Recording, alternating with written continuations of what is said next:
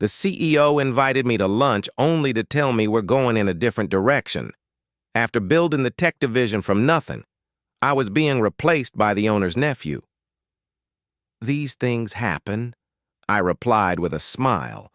No one realized that I had already seen it coming for months. "My name is James Turner. I'm 42, and for 11 years I've been the backbone of Sterling Manufacturing's IT infrastructure. Not that you'd know it from our company website or quarterly reports.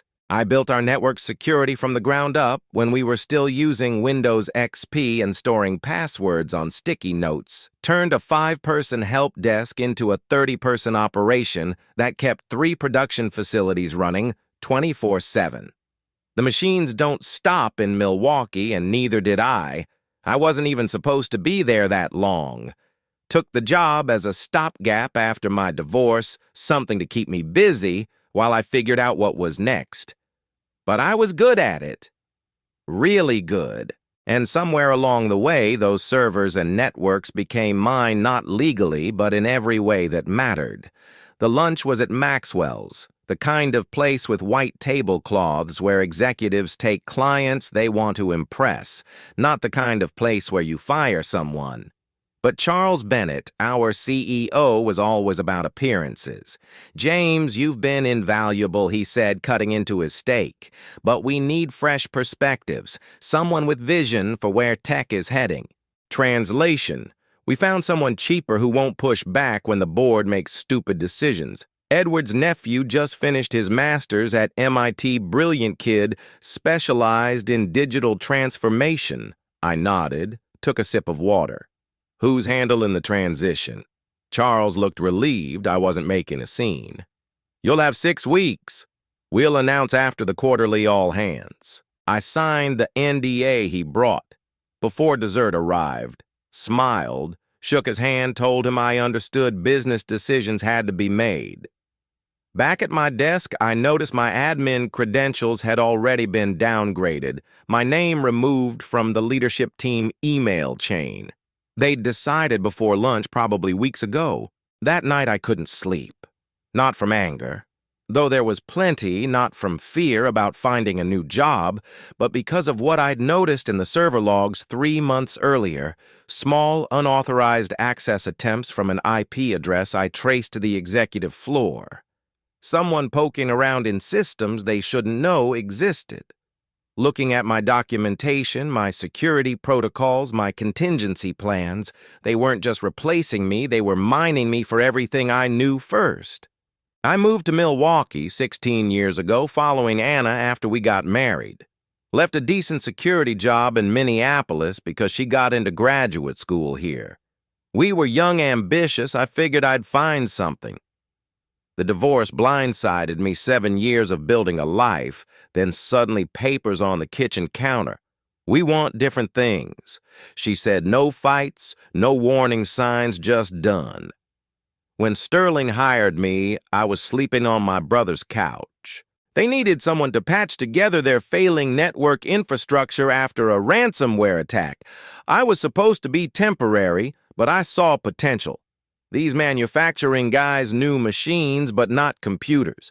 Their entire operation, millions in equipment, hundreds of jobs, was running on outdated systems, one crash away from disaster. I pitched Charles a 5-year overhaul plan. He gave me the budget and let me work. For 3 years, I barely saw daylight, rebuilt every network-trained staff, created backups and fail-safes. When the Northeast blackout hit, we were the only facility in the region that stayed online. The board noticed. Charles started bringing me to meetings. My budget tripled. I hired a team, good people like Rachel, who became my right hand, and Mark, who could code his way through any problem. We weren't just IT anymore. We were the reason Sterling could promise clients they'd never miss a deadline. Edward Pierce, the majority owner, shook my hand at the company Christmas party in 2019. "You turned us into a modern operation," he said. "We couldn't have expanded without your systems. I thought I'd found my place somewhere I mattered." The first crack appeared last September, a consultant showing up unannounced to audit our digital infrastructure. He asked basic questions about systems I designed myself. When I asked who authorized the audit, he mentioned the executive team and changed the subject. Then my access to board meeting minutes disappeared from the shared drive. Server cleanup. The explanation read. In December, Charles started canceling our weekly briefings, always with a reasonable excuse. At the New Year leadership retreat, I overheard Edward talking about his nephew graduating. Brilliant with computers, he said, Silicon Valley companies fighting over him, I didn't think much of it should have. The final sign came when Rachel told me about a meeting she'd been invited to, a strategic planning session I should have led. When she mentioned my name, Charles had changed the subject. Something felt off, she said, like they were planning around you. I brushed it off, loyal to a fault, my ex used to say. 2 days after the lunch, I stood in the server room at 7:00 p.m., long after most people had gone home. The quiet hum of machinery had always calmed me. These racks of servers, the blinking lights, the cooling systems I'd selected, every component designed, the redundancies. This was my space. I ran my hand along the edge of the main console. 11 years of my life hidden behind these walls. Working late. I turned to find Connor Pierce, Edward's nephew, standing in the doorway, clean-cut, expensive watch, casual confidence. He couldn't have been more than 30. Just routine checks, I said. You need something. Getting the lay of the land. He walked in like he already owned the place. Charles mentioned you'd be showing me around soon. Did he? Connor studied the server configuration. Impressive setup, a bit old school but solid. Old school, I'd upgraded these systems 8 months ago. Your documentation is thorough, he continued. Been reading through your protocols. I have some ideas for modernization. He said it like he was doing me a favor, looking forward to hearing them. The words tasted like chalk. After he left, I sat down at my workstation. Opened the access logs. Connor's credentials had been created 3 weeks before my lunch with Charles. He'd been given top-level administrator access, already viewed my entire documentation library. I pulled out my phone and texted Mark. Can you meet tomorrow before work? Coffee at Joe's 6:30. That night, I drove to the lakefront, parked where Anna and I used to watch sunsets. The water was black under the winter sky. I thought about the day Charles had promoted me to director. You're the backbone of this place, he'd said. We couldn't run without you. Turns out backbones are replaceable too. Mark was already at the coffee shop when I arrived the next morning. Dark circles under his eyes. He knew something was wrong. They're phasing me out, I said without preamble. He nodded slowly. I figured they've been asking weird questions, having me explain your systems. When couple weeks now. He looked down at his coffee.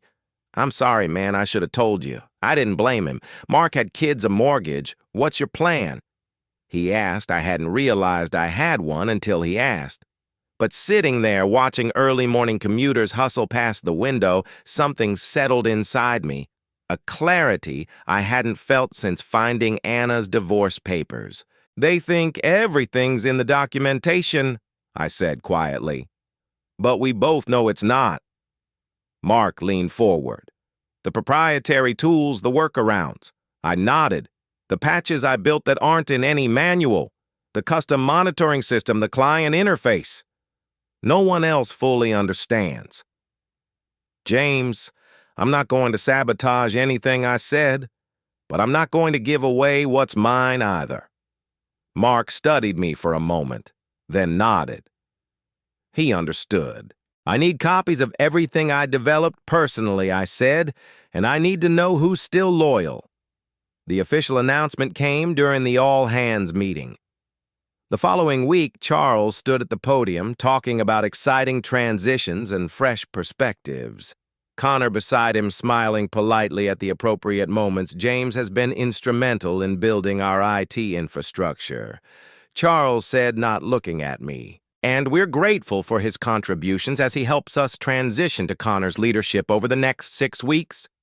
Murmurs rippled through the room.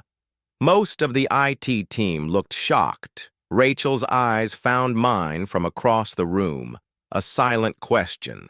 I gave her the smallest of nods. After the meeting, I requested a sit-down with Charles and HR, pointed out that several of the systems Connor would be taking over were built by me outside normal work hours, using my own development framework. The employment contract is clear, said Susan from HR, sliding a document across the table. Anything developed during your tenure is company property, not everything I countered. The System Sync interface was developed before I joined Sterling. I licensed it to the company, but retained ownership. It's right there in the original agreement. Charles shifted uncomfortably. That was 10 years ago, James. The company has evolved. So has System Sync. Every update, every integration was built on my original code. I leaned forward. I'm not trying to be difficult, I just want proper compensation for my intellectual property. Charles and Susan exchanged glances. We'll look into it, Charles said finally. In the meantime, please focus on the transition with Connor. I knew that look. They were stalling. The next morning, my access to the development servers was restricted security protocol during transition periods. Read the automated email, Connor called a team meeting without inviting me. When I showed up anyway, he seemed annoyed but covered it quickly. James, glad you could join us. I was just outlining some changes to the network architecture. I leaned against the doorframe. Interesting. Which architecture specifically?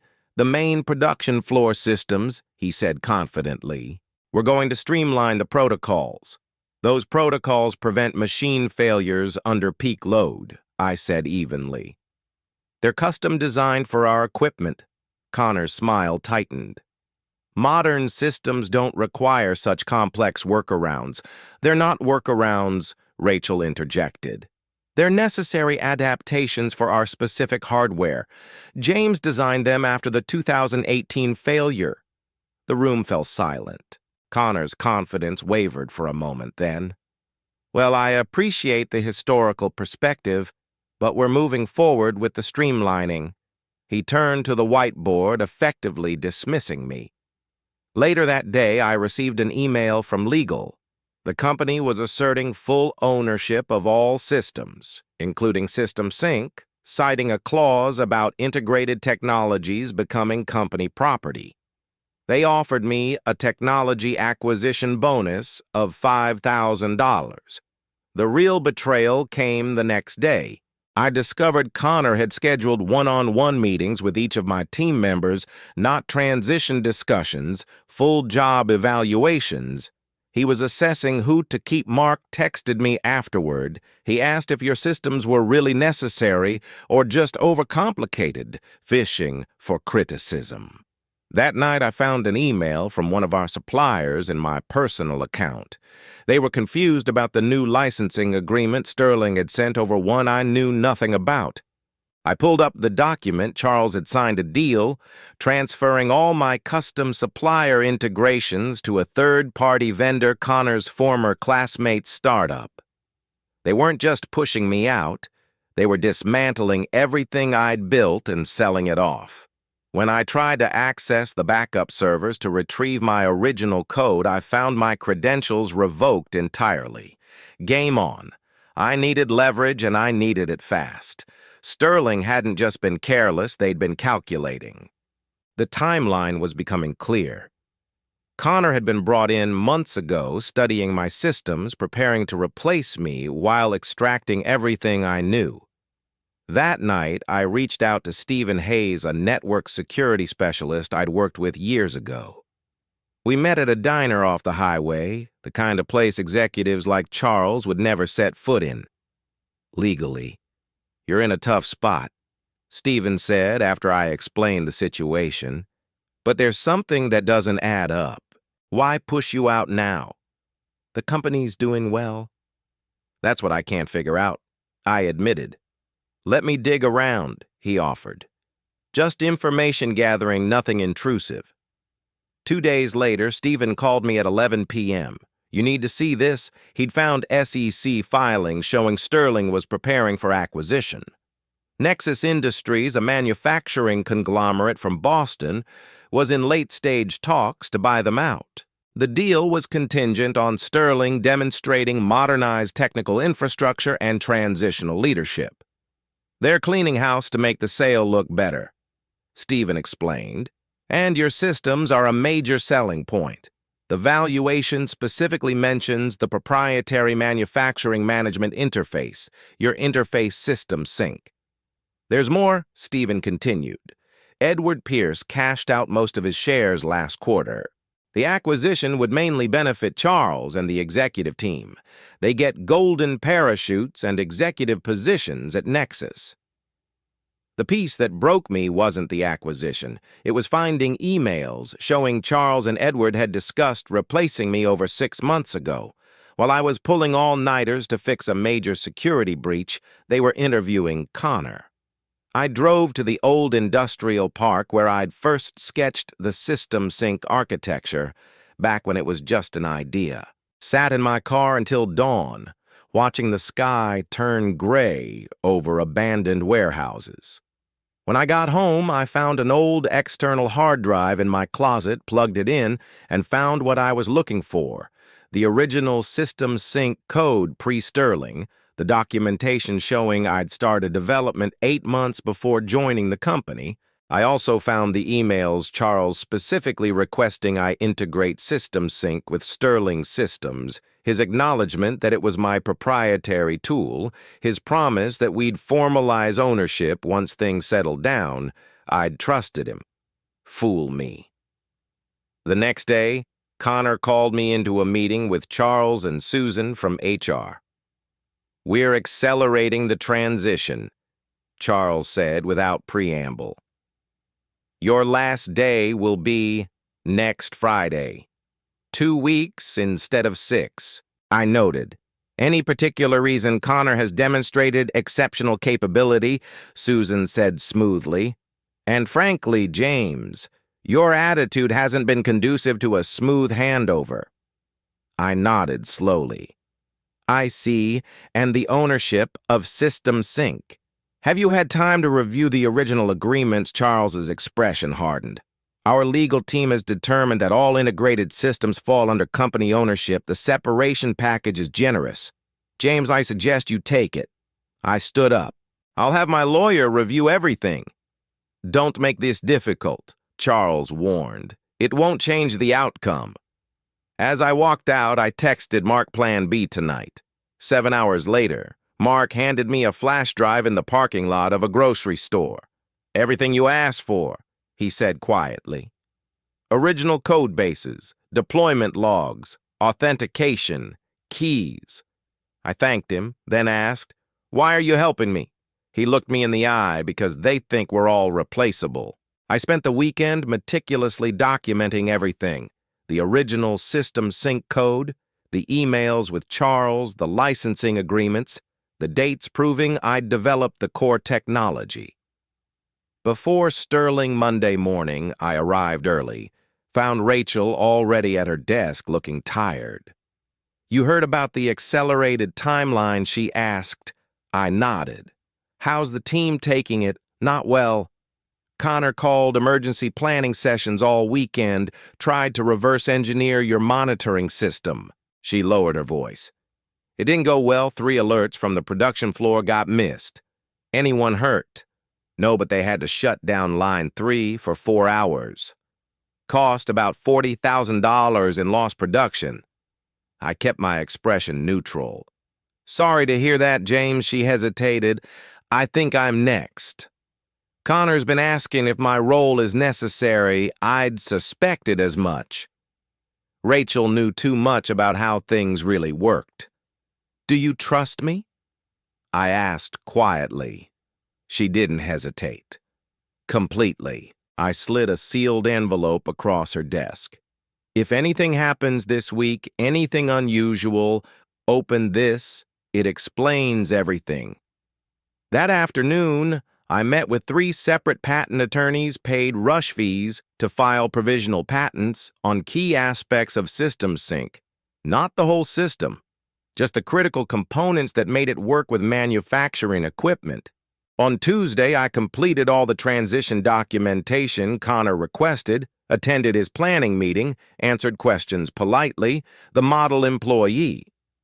Meanwhile, Stephen was helping me set up a secure server off-site. By midnight, I had transferred all my original code, there created a standalone version of System Sync that would run independently of Sterling's infrastructure. Wednesday morning, I found an email from Nexus Industries in my personal account, an invitation to discuss mutual business interests at their regional office. They'd heard I was leaving Sterling and were interested in my expertise. Someone was hedging their bets. I forwarded the email to my lawyer, then made a call to Nexus's VP of Operations, suggested we meet after my official departure from Sterling. He agreed immediately. That night, I executed the key part of my plan. Using the access credentials Mark had saved, I updated 3 critical components of System Sync. I added digital signature verification that would check if the code had been modified by unauthorized parties. I updated the license to expire in exactly 8 days, the day after my official departure. I created a clean legal transition path. The system would continue functioning if a proper licensing agreement was signed. Nothing destructive, nothing malicious, just protecting what was mine. On Thursday, Connor pulled me into his office. "Some of the team members say you've been acting strangely," he said. "Anything I should know about? Just focused on wrapping everything up," I replied. He studied me suspicious. "We're changing all system passwords and access credentials tomorrow after your departure standard procedure." "Makes sense," I said, though. "It won't affect the core functionality of System Sync." Meaning, just that the system is designed to work regardless of admin changes. That's the beauty of it. I could see him trying to decide if I was threatening something or just being informative. He chose wrong. "I think we're good here." He dismissed me. "Legal will meet with you tomorrow for final paperwork." As I walked out, Charles passed me in the hallway. Barely nodded. 11 years reduced to that. By midnight, everything was in place. I sent one final email to my private server. Verification sequence Alpha 7 complete. The countdown had begun Friday morning. I turned in my badge, signed the exit, paperwork, declined the celebration lunch Connor had organized, much to Charles's visible relief. As I walked to my car, Mark called, "It's done. Connor just changed all the admin passwords. They're doing a full system review this afternoon. Thanks for letting me know," I said, keeping my voice neutral. "What happens now?" he asked. "Now we wait. I spent the weekend at home, ignored calls from unknown numbers, slept better than I had in months. Monday morning at 9:17 a.m. exactly when the production floor shifted to peak operation, every instance of System Sync across Sterling's 3 facilities displayed the same message: license expired. Please contact the developer to renew. By 9:20, the first production line halted. By 9:45, all 3 facilities were offline. At 10:30. Charles called me personally. "What the hell did you do?"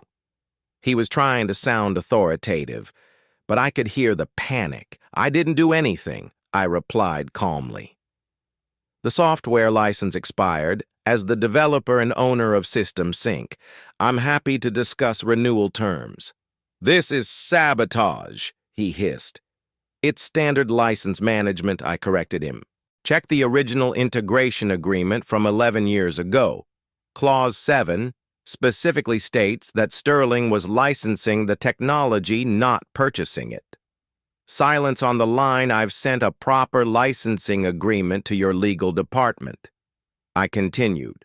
The terms are simple recognition of my ownership, proper compensation for continued use, and a non-disclosure agreement about the circumstances of my departure. That's extortion. That's business. I replied. These things happen. By 3:00 p.m., their lawyers had reviewed my documentation. By 5:00 p.m., the agreement was signed. 3 days later, I sat across from Nexus's vice president of operations in their downtown office. He slid a contract across the table. We're still acquiring Sterling, he said, but we want you to lead the technical integration as a consultant, not an employee. The salary was twice what Sterling had paid me, full control over my working hours and location. What about Connor, I asked. The VP's expression soured slightly. Mr. Pierce will be transitioning to other opportunities. I signed the contract that afternoon. 2 weeks later, Mark called to tell me Connor had been quietly removed from his position. The official story was that he'd pursued other opportunities. The actual reason was that 3 major clients had threatened to pull their contracts after repeated system failures. Charles remained CEO through the acquisition, but his role at Nexus was largely ceremonial. No real power, no real team. Just a fancy title and an office away from decision-makers. I didn't feel the vindication I expected, just a quiet certainty that I'd done what was necessary. The following month, I used my first consulting check to put a down payment on a small cabin near the lake. Nothing fancy, just a quiet place with a deck overlooking the water. Rachel joined my consulting team 3 months later. Then Mark, eventually half my old department, was working with me. Not for me, partners in a growing business. I ran into Charles at a restaurant downtown about a year after everything happened. He started to turn away, then stopped. Came over to my table. "You won," he said simply. I looked at him. Really looked the strain around his eyes, the slightly rumpled suit he'd aged. "It wasn't about winning," I replied, meaning it. "It was about value, knowing what you're worth." He nodded once, then walked away. I sat there a long time, watching the city lights come on across the river, thinking about systems. The ones we build, the ones we break, and the ones that ultimately outlast us all. This journey taught me that your worth isn't tied to a job or a title. It's in the value you create and the courage to protect it. I lost a role but built a legacy, proving they couldn't erase me. If this story of outsmarting betrayal resonates, share it. Let's talk about knowing your worth. Drop your thoughts in the comments. I read everyone. And if you're here for more stories of resilience and justice, hit that subscribe button. Let's keep building what's ours together.